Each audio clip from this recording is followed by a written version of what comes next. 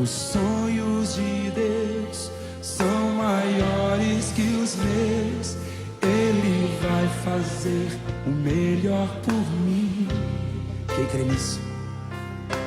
Ele vai além do que eu posso ver.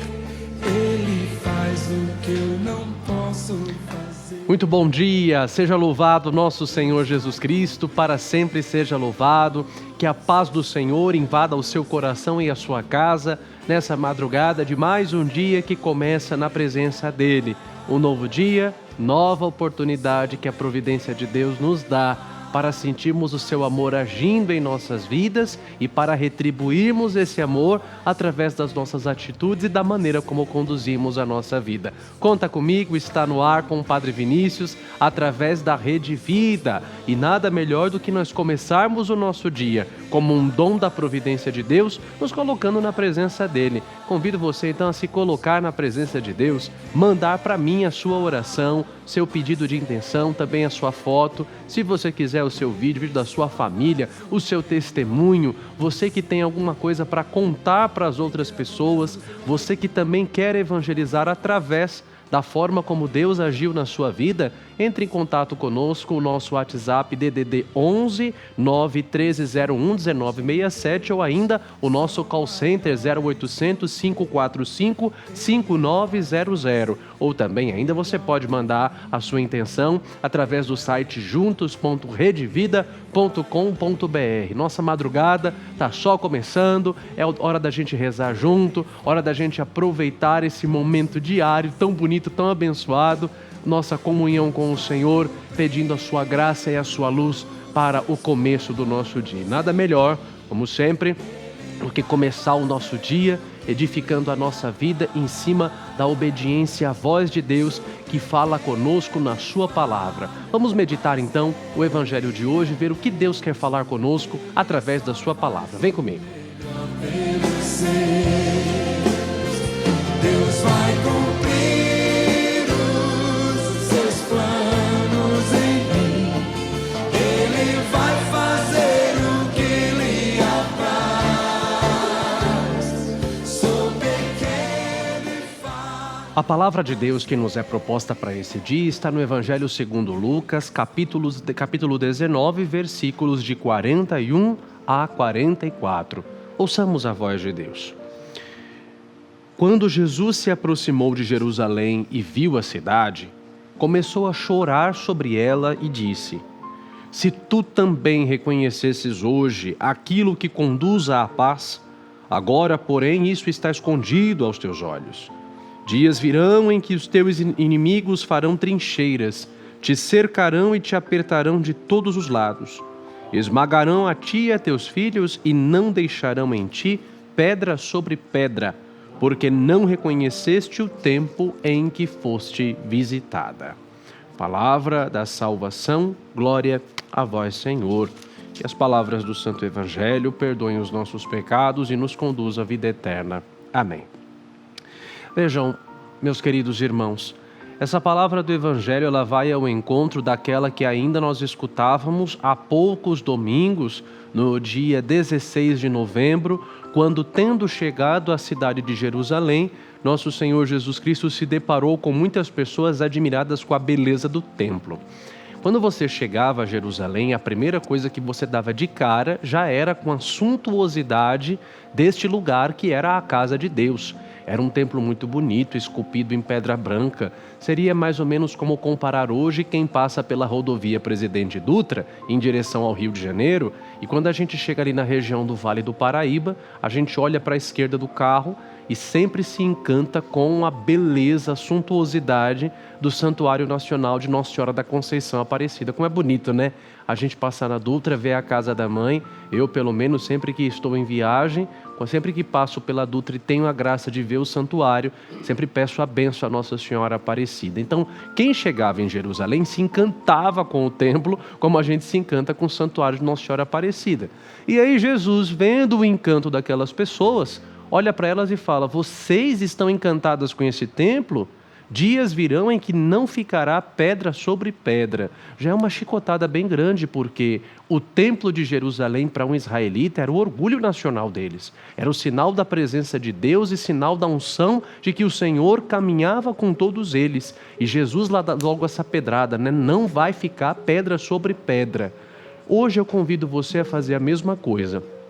Como Jesus olhou para o templo, viu as pessoas encantadas e disse para elas que aquilo não ficaria pedra sobre pedra, como Jesus hoje nessa palavra olha para Jerusalém e chora, dizendo também que não ficará pedra sobre pedra nela.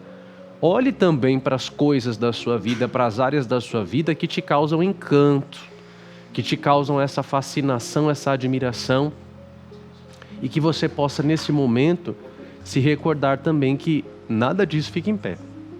É sua conta bancária que te encanta? É o seu emprego que te encanta?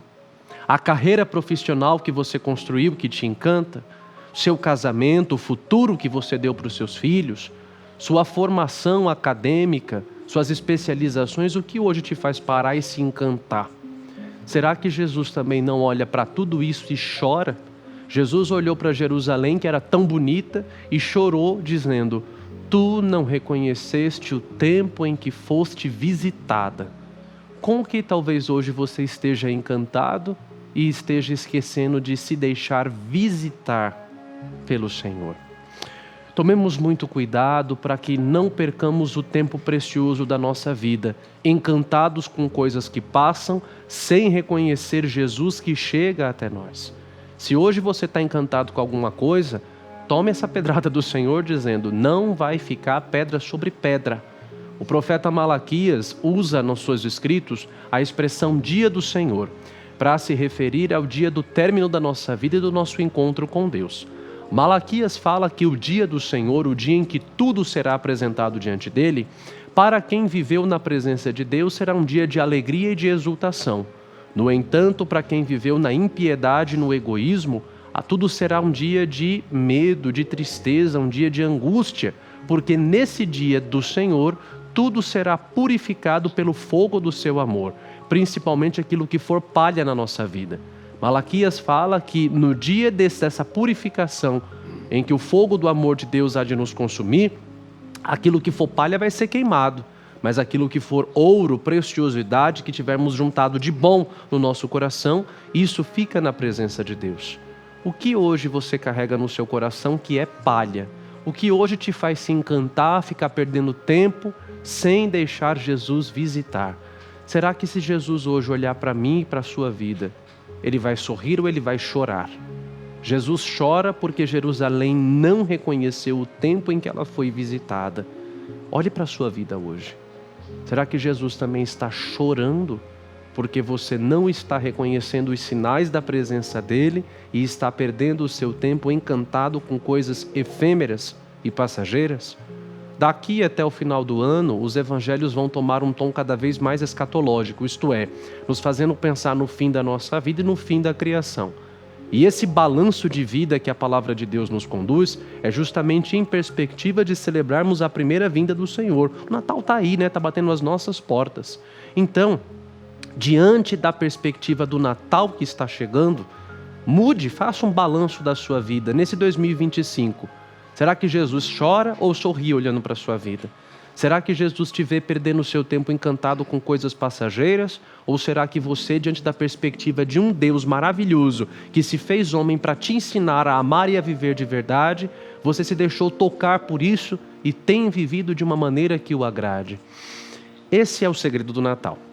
Deus se faz homem para ensinar a gente a amar. Deus se faz homem para ensinar a gente a viver. Ele visitou o nosso mundo e a nossa vida para que, sendo amados por Ele, nós pudéssemos também amá-lo de volta. Que o Senhor hoje não olhe para a nossa vida e chore. Como é duro isso, né? Santo Agostinho dizia: eu tenho medo de Cristo que passa, porque Ele pode passar, ir embora e eu não enxergá-lo.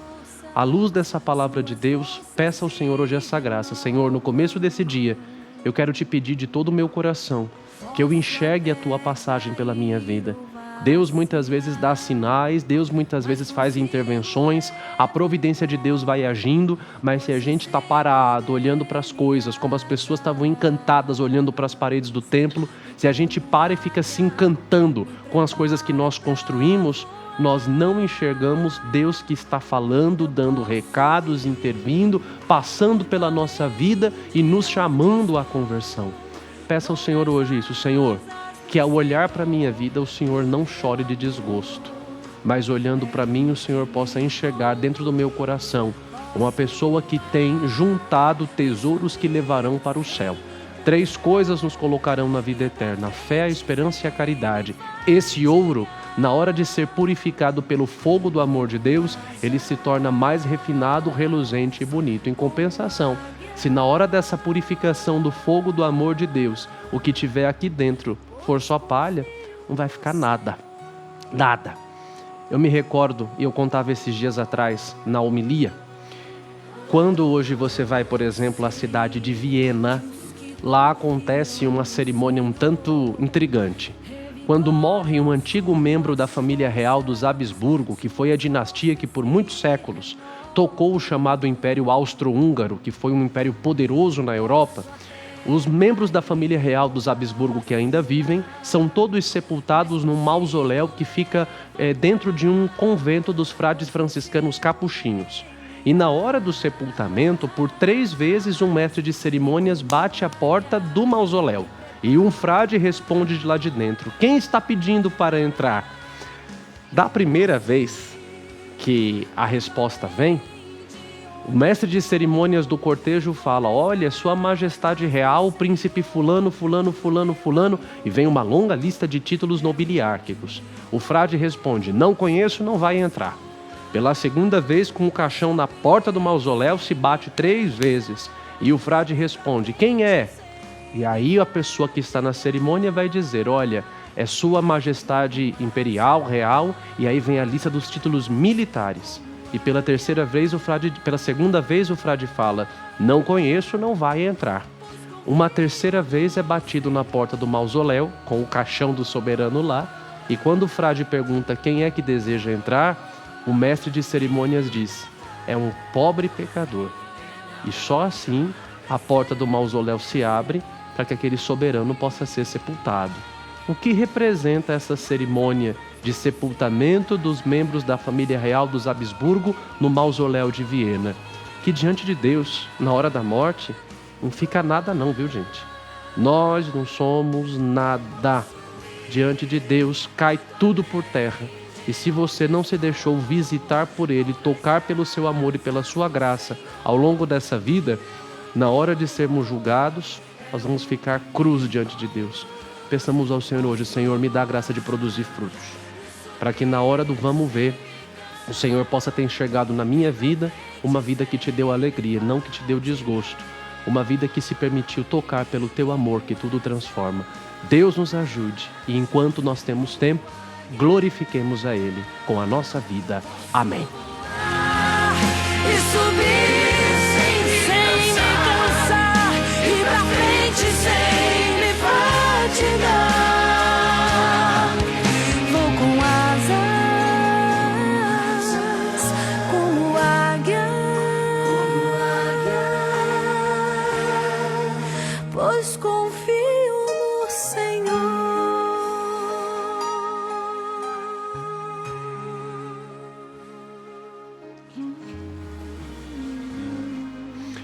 Muita gente olha para a cruz de Jesus e só enxerga dor, derrota e sofrimento. Mas quando a gente olha com fé, recebe outra coisa.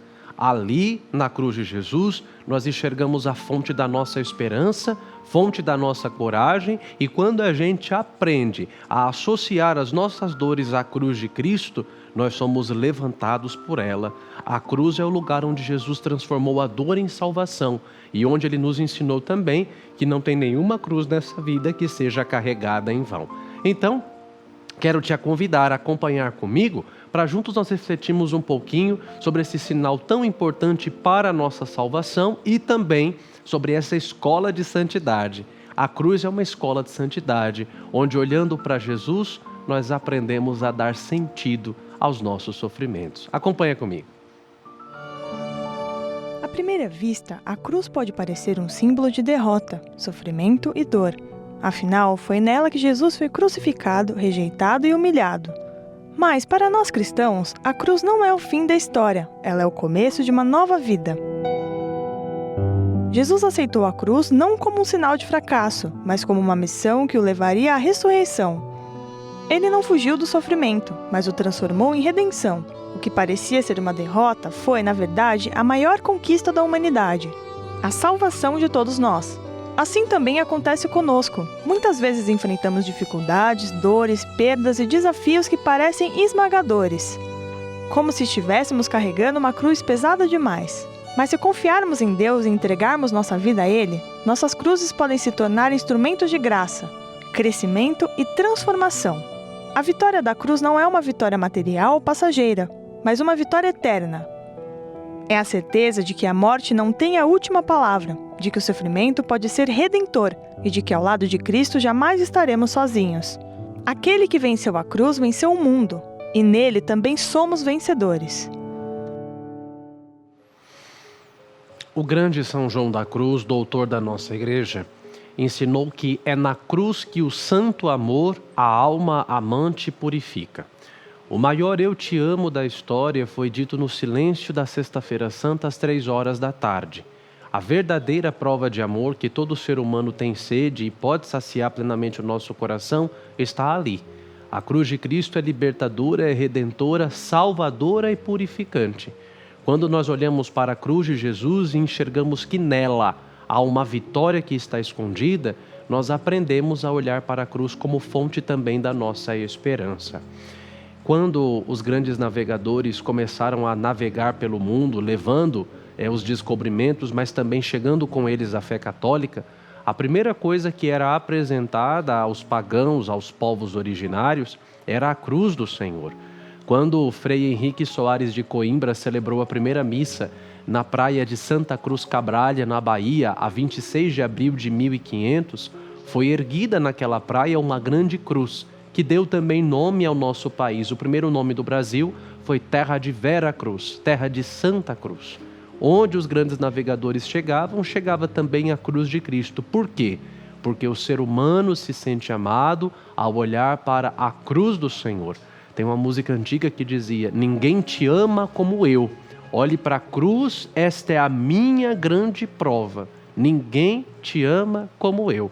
Por outro lado, tem uma canção mais antiga ainda que a gente traz muito no coração, sobretudo para a Sexta-feira Santa, e é muito estranho para o mundo, quando na Sexta-feira Santa, depois de celebrar a morte do Senhor, nós carregamos a cruz por meio das ruas e nós bradamos com toda a força do nosso coração: Vitória, tu reinarás, ó cruz, tu nos salvarás. Nós cantamos a vitória dela. Espera lá. Como é que um instrumento de derrota e de sofrimento, de tortura, pode ser para nós motivo de entoarmos um brado de vitória, cantarmos um canto de vitória? Pois bem, a cruz ela é instrumento de vitória.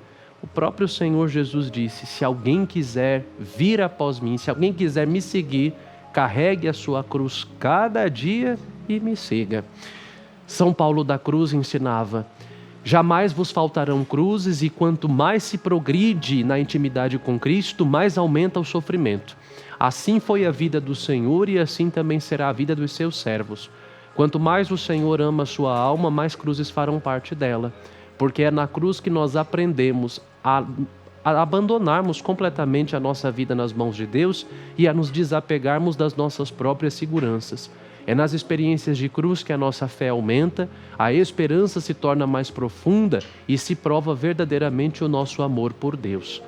São João Bosco dizia: se na sua caminhada de serviço a Cristo você nunca enfrentou a cruz, é porque talvez esteja caminhando muito distante do Senhor. Quanto mais cruzes fazem parte da nossa vida, mais Deus nos ama, porque a cruz nos fará conhecer melhor ao Senhor. Não é dele que vem o sofrimento, mas é do Senhor que vem o sentido para o sofrimento. O grande São João Paulo II escreveu um lindo documento chamado Salvifici Dolores, que fala sobre o sentido cristão do sofrimento humano. Você que passa por uma grande cruz, que descobriu uma doença grave, você que passa por uma situação muito grande de desespero, por uma situação muito forte de pedir a Deus a conversão da pessoa que você ama e essa conversão não vem. Se hoje a sua cruz é o seu marido, é a sua esposa, seu filho, sua filha, um neto, se hoje você passa por uma cruz muito grande enfrentando a falta de conversão de alguém da sua família, eu recomendo vivamente a leitura deste documento chamado Salvifici Doloris, o sentido cristão do sofrimento humano. Quando você aprende a associar o seu sofrimento à cruz do Senhor Jesus, esse sofrimento se torna redentor. Associar o nosso sofrimento à cruz de Cristo significa sofrer com um propósito.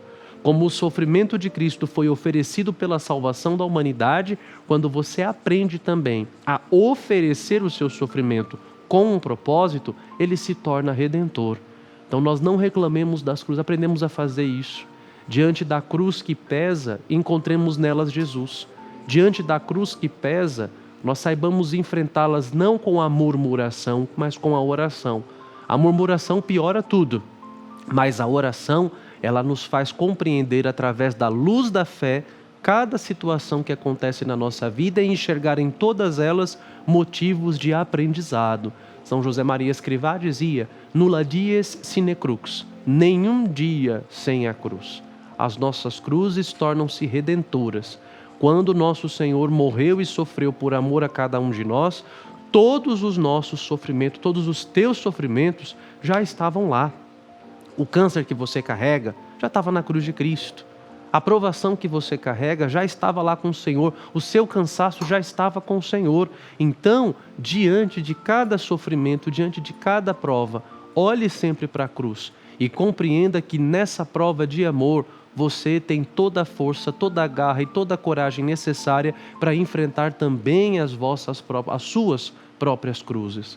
A contemplação da cruz de Cristo encheu de força e de esperança a vida de tantos santos da igreja diante dos seus próprios calvários. O grande São Paulo da Cruz falava que a paixão de Cristo é a maior prova de amor e é também a fonte, a escola da nossa santidade. São João da Cruz, Santa Gema Galgani, São Pio de Pietrelcina, tantos santos da nossa igreja souberam encontrar na cruz do Senhor a fonte da sua esperança. Que você também hoje, olhando para a cruz de Cristo, sinta-se amado por Ele, sinta que nesse abraço do Senhor Ele te diz: eu te amo. Você também aprenda a colocar as suas próprias cruzes aqui, nas cruzes dele, e é saber que quando as cruzes elas são aceitas, abraçadas e beijadas, a vida fica muito mais leve. Eu já acompanhei muitas pessoas nos leitos dos hospitais, partindo da sua vida desse mundo para a glória de Deus. E quanto que a cruz se tornou muito mais leve quando essas pessoas aceitaram e passaram a encontrar nelas a Jesus. Marcou muito para mim, por exemplo, quando eu acompanhei a mãe do meu pároco de origem diante de um câncer uterino que a levou em 5 meses.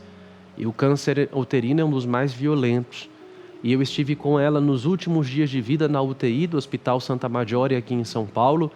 E ela dizia para mim: padre, eu ofereço todos os meus sofrimentos pelo clero da nossa diocese, pela santificação dos sacerdotes. E eu perguntei para ela: mas dona Dalva, a senhora tem certeza disso, que a senhora quer ser uma alma expiatória? Ela: sim, padre, eu estou disposta a enfrentar essa cruz por amor a Jesus.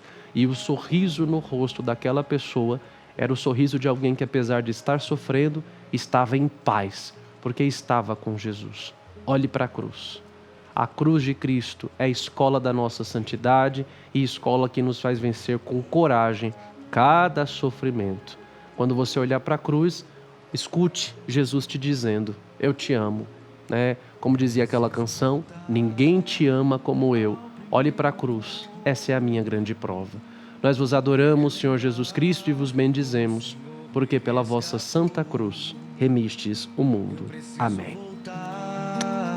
Ao primeiro amor e relembrar como o Senhor me resgatou. Os meus dias não são mais os mesmos, me perdi de ti. Vem me encontrar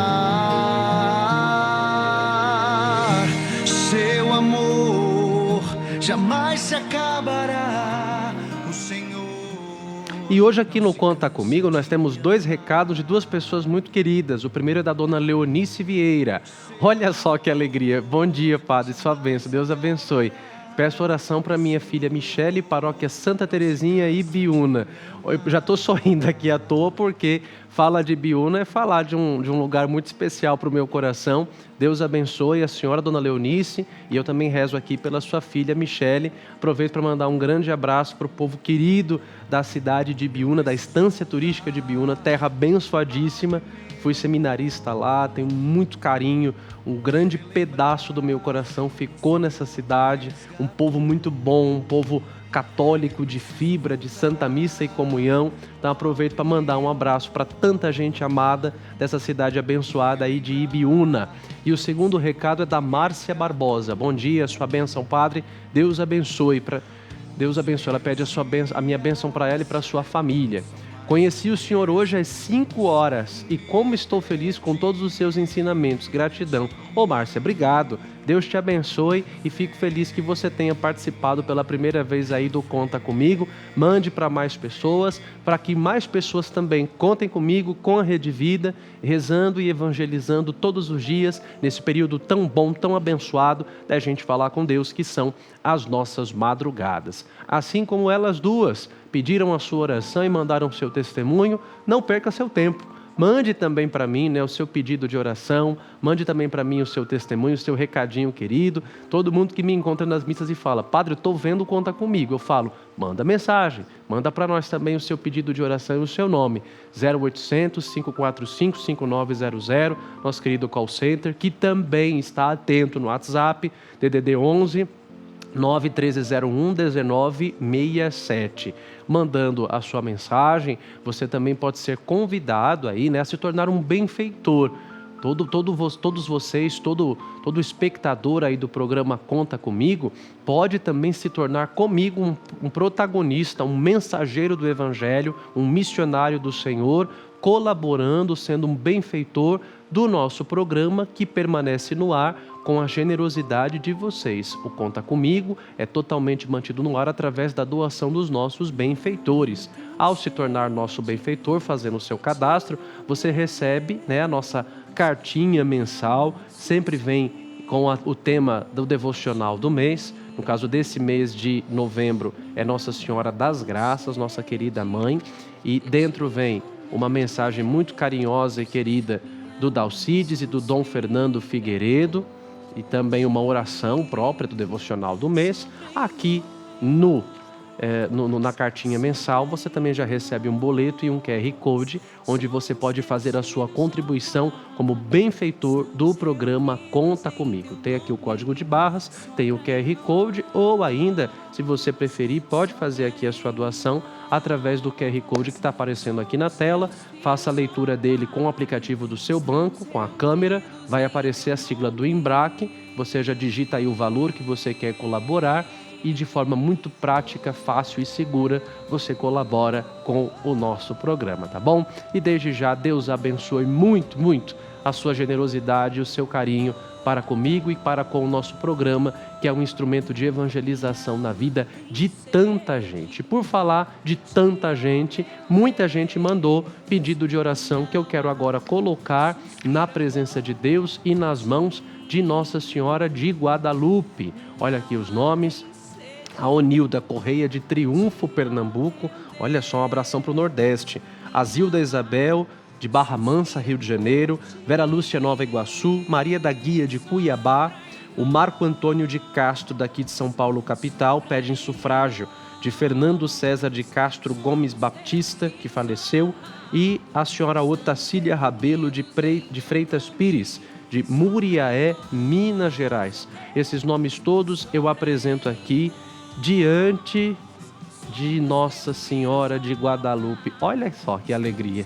Agora nós contamos aqui no programa Conta Comigo com a presença dela nesse lindo quadro, nesse lindo ícone que foi trazido lá do México. Eu trouxe do México no ano de 2023, quando eu estive na Basílica dela, na capital mexicana, na chamada Colina do Tepeyac.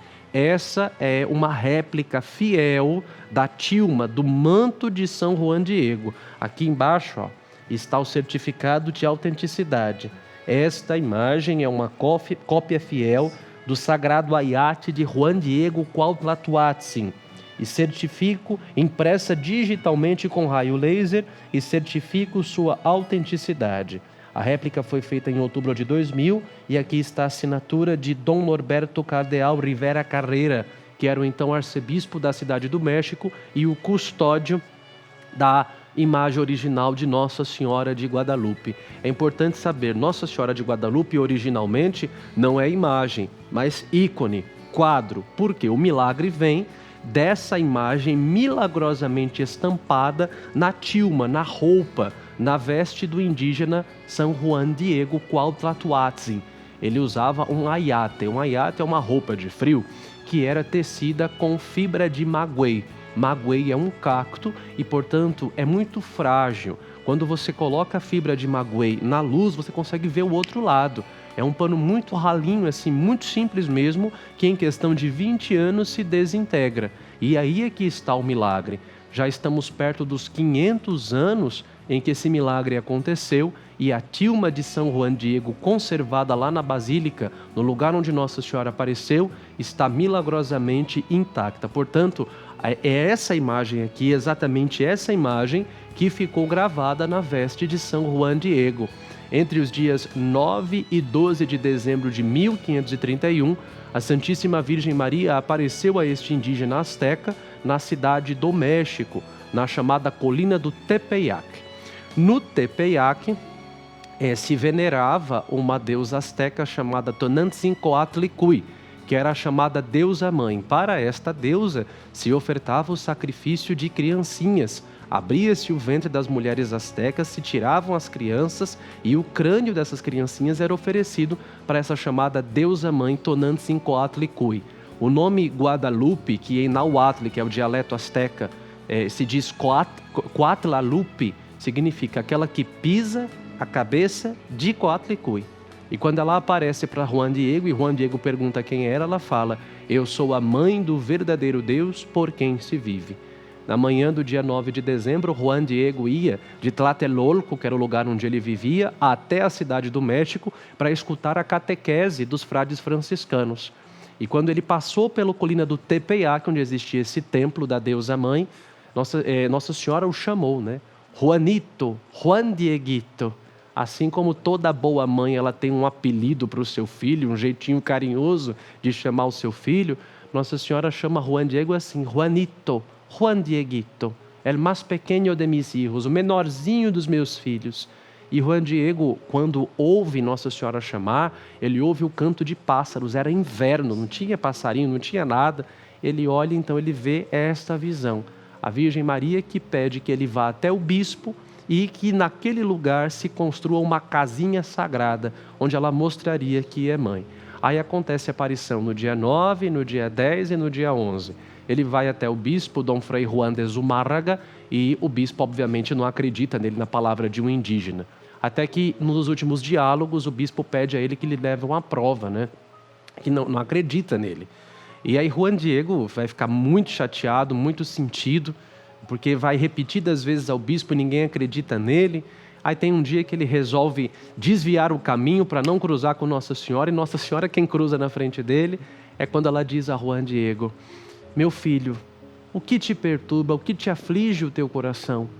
Não estou eu aqui que sou tua mãe? Não está você debaixo do meu manto, debaixo dos meus olhos? Você necessita de mais alguma coisa? Nossa Senhora fala: não se perturbe. O tio dele estava doente. Ela fala: não se preocupe com a enfermidade do seu tio, não se preocupe com mais nada, eu vou cuidar de tudo.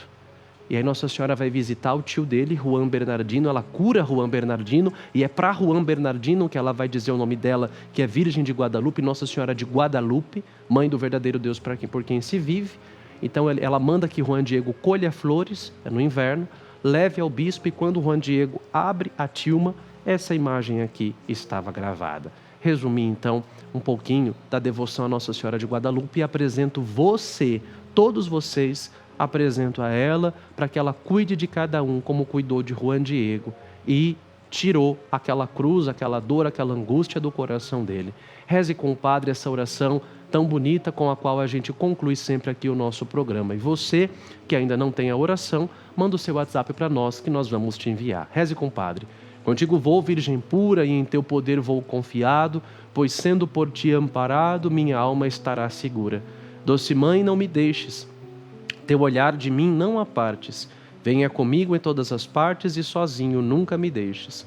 E já que me proteges tanto como verdadeira Mãe, faz com que me abençoe o Pai, e o Filho e o Espírito Santo. Amém. Com você, deixo a minha bênção por intercessão da nossa Mãe querida. O Senhor esteja convosco, Ele está no meio de nós. Deus os abençoe e vos guarde. Ele vos mostre a sua face e se compadeça de vós. Volva para vós o seu olhar e vos dê a sua paz. E a bênção de Deus Todo-Poderoso, Pai, Filho e Espírito Santo, desça sobre vós e permaneça para sempre. Amém. Um grande abraço apertado a você. Não esqueça que toda terça-feira eu estou aqui rezando a Santa Missa às 9 horas da manhã. Me acompanhe através do canal do YouTube Juntos da Rede Vida. E eu te aguardo também amanhã, à 1 hora da manhã, logo após o Conta Comigo com o Dalcides. Um forte abraço e um dia iluminado sob a proteção de Deus e o amparo de Nossa Senhora de Guadalupe. Fique com Deus. Até amanhã. Que me ama, me ampara, me protege com manto protetor, intercede sempre em meu favor.